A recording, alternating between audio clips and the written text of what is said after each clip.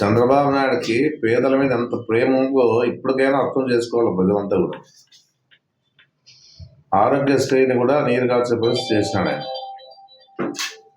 ఏదున్నా కూడా పేదల కోసం ఏదైతే కార్యక్రమాలు పెట్టినాడో జగన్మోహన్ రెడ్డి గారిని రాజశేఖర గారిని పెట్టిన కార్యక్రమాలన్నీ కూడా నీరు కార్చినాడు. ఎంతమంది ఇబ్బంది పడతా ఉన్నారు, ఆరోగ్యపరంగా కూడా చాలా మంది ఇబ్బంది పడతా ఉన్నారు. ఈయనేమో 14 ఏళ్ళు పరిపాలన చేసినా ఏ రోజు కూడా మెడికల్ కాలేజ్ కానీ ప్రజలకి మంచి చేసే కార్యక్రమాలు ఏమీ చేయలేదని కూడా మనకు తెలుసు బాగా. జగన్మోహన్ రెడ్డి పాదయాత్ర అప్పుడు కూడా ఆలోచించి అన్ని విధాలుగా ఎవరెవరైతే ఏదైతే ఇబ్బందుల్లో ఉన్నారో ఏ విధంగా చేస్తే బాగుంటుందని చెప్పేసి ఇవ్వని మాట ఇది. జగన్మోహన్ రెడ్డికి మెడికల్ కాలేజ్ తెస్తా చెప్పకుండా కూడా 11 కాలేజీలు తీసుకొచ్చి ప్రజలకి విద్యకి వైద్యకి సంబంధించిన వారికి అందరూ కూడా అందుబాటులో ఉండాలని చెప్పేసి, పేదవాళ్ళు కూడా చదవలేని పరిస్థితుల్లో ఎంబీబీఎస్ కోరికలు ఉన్నా అని చెప్పేసి ఉద్దేశంతోనే తీసుకొస్తే ఈయన ఇప్పుడు అంచనా అప్పుడు 8,000 కోట్లు, ఇప్పుడు దాదాపుగా 15,000 కోట్లు దాటిపోతా ఉంది.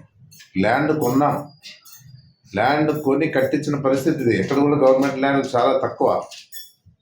ఏదన్నా ల్యాండ్లు కొని కట్టించే పరిస్థితి జగన్మోహన్ రెడ్డి చేస్తే మళ్ళీ ఈయన దాన్ని దారదత్తం చేసేదానికి ఇది ఎవరు కూడా అడుగుతా ఉన్నాం ప్రజల పరంగా మేమంతా కూడా. మళ్ళీ ఈరోజు ఈ విధంగా చేస్తూ ఉంటే చూస్తూ ఊరుకునేదానికి పార్టీలు, మా పార్టీ ముఖ్యంగా మేము చేసిన కార్యక్రమాన్ని మా పార్టీ తరఫున ప్రజలు లేకపోయి 1 కోటి సంతకాలు తీసుకునే కార్యక్రమంలో పాల్గొని అన్ని వర్గాల వారితో కూడా ఇది మంచిది కాదు అని చెప్పే విషయాన్ని 1 కోటి సంతకాల ద్వారా తెలియజేస్తూ చంద్రబాబు నాయుడికి ఈరోజు ఆ 1 కోటి సంతకాలని జగన్మోహన్ రెడ్డి గారికి సమర్పిస్తా ఉన్నాం. ఆయన గవర్నర్ గారికి ఇస్తా ఉన్నారు. ఏదున్నా కూడా ఈ పరిస్థితుల్లో చంద్రబాబు నాయుడు ఎక్కడైనా ఆయనకి ఏదైనా ఉందా అనేది అడుగుతా ఉన్నాం. ఏదున్నా కూడా ఆయన ఆలోచన విధానాలు వేరే. అప్పు ఎంత తెస్తాం, ఇప్పటికే మళ్ళీ 7,000 కోట్లు 8,000 కోట్లు లిక్కర్ దాని మీద పత్రాలు పెట్టి తీసుకొస్తా ఉన్నాం. ఇంత హీనంగా ఈరోజు రాష్ట్రంలోన ఆయన కోరిక ఒకటే ఉంది, 14 లక్షల కోట్లు అప్పు చేయాలని. ఎందుకంటే జగన్మోహన్ రెడ్డి చేయలేకపోయినాడు. జగన్మోహన్ రెడ్డి మీద అపాండాలు వేసినాం మేము. ఈ 14 లక్షల కోట్లు టార్గెట్ చేయాలని చెప్పేసి ఒక సంకల్పంతో ముందుకు పోతా ఉన్నారు. ఇప్పటికే 2 లక్షల పైనే అప్పు చేసి ఆంధ్రాని అమ్మే పరిస్థితి తీసుకొస్తా ఉన్నారు. మళ్ళీ ఈ విధంగా ప్రజలు కూడా అడుగుతా ఉన్నారు, మరి మీరు ఎందుకు ఆలోచన చేయడం లేదని చెప్పేసి. మొదటి నుంచి మోసపూరితమైన మాటలే చెప్తాడు ఆయన. అధికారంలోకి వచ్చే ఒక రకంగా ఉంటాడు, అధికారం పోయిన తర్వాత అధికారంలో కూర్చున్న తర్వాత ఆయన ఇంకో రకంగా మారిపోతాడు. మళ్ళీ ఏదైనా ఇచ్చిన మాట నిలబెట్టుకోలేదు. ఎస్పీ మోహన్ రెడ్డి గారు చెప్పినట్ల చంద్రబాబు నాయుడు ఇచ్చిన మాట ఏది కూడా నిలబెట్టుకోలేదు. ఏదున్నా కూడా ఆయన ఆలోచనతోనే ముందుకు పోతాడు. పవన్ కళ్యాణ్ బాగుండాలా, కొడుకు ముఖ్యమంత్రిని చేయాలా. ఎవరు కూడా వైఎస్ఆర్ పార్టీలో ఈసారి ఎవరు కూడా పోటీ చేసారు ముందుకు రారాదు. అరాచకాలు, హత్యలు, అత్యాచారాలు, ఈ విధంగా ఈరోజు రాష్ట్ర పరిపాలన జరుగుతా ఉన్న పరిస్థితులు ఉంది. సోషల్ మీడియా మీద కేసులు, ఈ రకంగా అన్యాయంగా రాష్ట్రంలో జరుగుతూ ఉంది. ఇప్పుడు ఎలక్షన్లు జరుగుతూ ఉన్నాయి, ఎంపీటీసీ ఎలక్షన్లు కానీ ఇంకోటి కానీ. ఎలక్షన్లు అంటే వాళ్ళు ఏదో తెలుగుదేశం పార్టీ పరంగా వాళ్ళ మండల ప్రెసిడెంట్లు ఎన్నుకోవాలని చెప్పేసి ఉద్దేశంతోనే కొన్ని చోట్ల చూసాం. కార్పొరేషన్లో కూడా చూసాము. కార్పొరేషన్లో మనం విజయం సాధించాము. నెల్లూరులో కూడా జరుగుతూ ఉంది అధికంగా.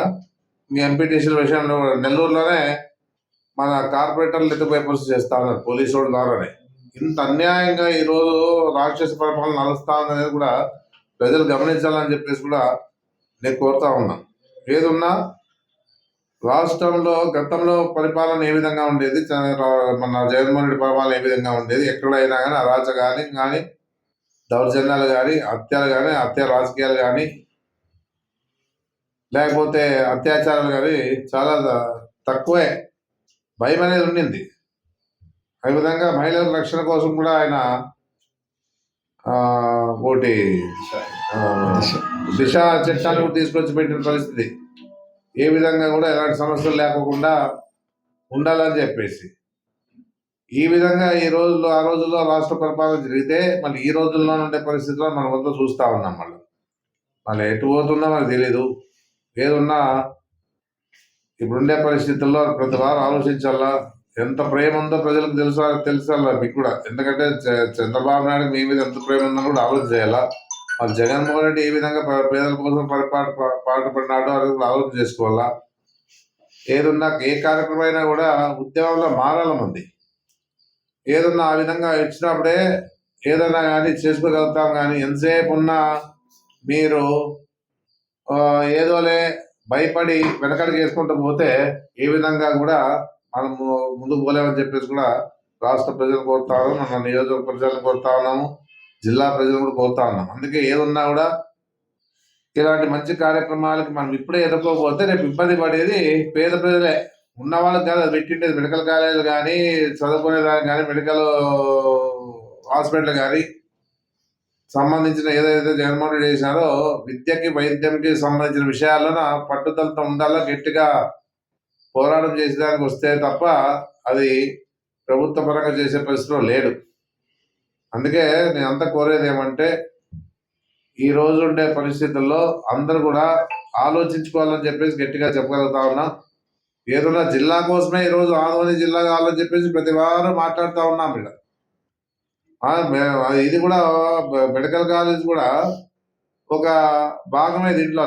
అసలైంది జిల్లా హెడ్ క్వార్టర్స్ లోన జిల్లా చేసే హెడ్ క్వార్టర్స్ లో కూడా మెడికల్ కాలేజ్ ఉందంటే మెడికల్ కాలేజ్ ముందు వచ్చింది కాబట్టి మెడికల్ కాలేజ్ కూడా అందరూ సపోర్ట్ చేయాలి కదా. మరి ఈ విధంగా జరుగుతున్నప్పుడు ఒక జిల్లానే కావాలంటే జిల్లాకి అనుకూలమైన వాతావరణం ఆదోళనలో ఉంది అంటే అది మెడికల్ కాలేజ్ నుంచి వచ్చిందంట. బైపాస్ వచ్చింది, డిగ్రీ కాలేజ్ తీసుకొచ్చాము. ఏది కూడా తక్కువ లేకుండా జిల్లాకు పోయే తగ్గట్టుగా జిల్లా మనకి తక్కువ కాదు ఇది ఆధ్వర్యం అని చెప్పేసి కూడా నిరూపించుకోవడం జరిగింది. నిరూపించే జగన్మోహన్ రెడ్డి నుంచి మళ్ళీ ఈరోజు దాని విషయంలో కూడా పోరాటం చేస్తూ ఉండే పరిస్థితి చూస్తూ ఉన్నారు. కాబట్టి అన్ని రకాలుగా ప్రతి విషయంలో జిల్లాకి ఏదైతే ఆలోచిస్తానో మెడికల్ కాలేజ్ కోసం కూడా అదే ఆలోచించాలని చెప్పేసి అందరూ కోరుకోవడం జరుగుతూ ఉంది. ఇది స్వార్థ రాజకీయాలు కాదు, ఇది ప్రజల కోసం పాటుపడే ఇలాంటి మంచి కార్యక్రమాలంతా కూడా ఖచ్చితంగా మనము చేసి చూపించాలని చెప్పేసి. ఇట్లే ఉంటే ఎన్నాళ్ళు బతకాలి మనము? ఎన్నాళ్ళు బతుకుతాం చెప్పండి? ఎవరి కోసం చేస్తామని జగన్మోహన్ రెడ్డి కూడా ఆలోచన చేసే పరిస్థితి ఉండాలి కదా. మీరు కూడా ఏదైనా ఇచ్చిన మాట తప్పినాడు జగన్మోహన్ రెడ్డి ఎప్పుడైనా? ఏ విషయంలో వెనకడుగు వేసాడా? కరోనా వస్తే కూడా 2 నెలలు కరోనా వస్తే కూడా ఎప్పుడు కూడా వెనకడుగు వేయకుండా జగన్మోహన్ రెడ్డి గారు అన్ని కార్యక్రమాలు ఇచ్చిన మాట నిలబెట్టుకుంటూ పోయినాడా లేదా? ఎంతమంది ప్రాణాలు కాపాడినాడు కరోనాలో జగన్మోహన్ రెడ్డి గారు? ఆ రకంగా ఇవన్నీ కూడా సమస్యలు ఉండాలని చెప్పేసి ఉద్దేశంతోనే జగన్మోహన్ రెడ్డి గారు మెడికల్ కాలేజ్ కూడా తీసుకొచ్చిండే. 10 మెడికల్ కాలేజ్ తమాష కాదు. ప్రభుత్వ పరంగా తీసుకొస్తే ఏమంటాడు చంద్రబాబు నాయుడు? ఎక్కడైనా కాలేజ్ అయినా మొదలు పెట్టాడా అని అడుగుతాడు. అబ్బా, ఇన్ని అబద్ధాలు చెప్తా ఉన్నాడు చంద్రబాబు నాయుడు అంటే మళ్ళీ ఎవరికి అంతా ప్రజలంతా అమాయకులు అనుకుంటుంటారా అనేది కూడా మాకు అర్థం కావడం లేదు. ఏదో మీటింగ్ లో చూసా, ఎక్కడ ఉంది మెడికల్ కాలేజ్ ఎక్కడైనా ఉన్నాయా అంటాడు. 5 కాలేజ్ రెడీ అయిపోయినాయి, 2 కాలేజీలు ఆల్రెడీ 5 కాలేజ్ స్టార్ట్ అయినాయి, 2 కాలేజ్ రెడీ అయిపోయినాయి. ఇంకా 10 కాలేజీలకు 5,000 కోట్లు పడితే అన్ని విధాలుగా ప్రజలకు అన్ని విధాలుగా వైద్యపరంగా విద్యపరంగా అందియచ్చు. ఎంతసేపు రాజధాని చూస్తా ఉన్నాడు. రాజధాని ఉంటుందో లేదో తెలీదు. మన వర్షాలు ఎక్కువైనప్పుడు చూసాం ఏ విధంగా నీళ్ళు వచ్చి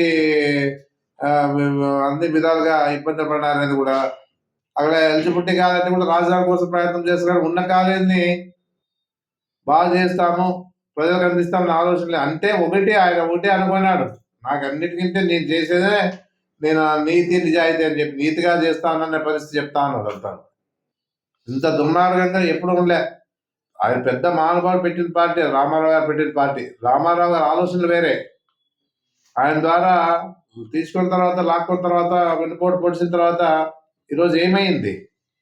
ఆ పార్టీకి ప్రతిష్ట అంతా దిగజారిపోయింది. రామారావు ఆలోచనలన్నీ కూడా ఇక్కడ గాలిపోయినాయి.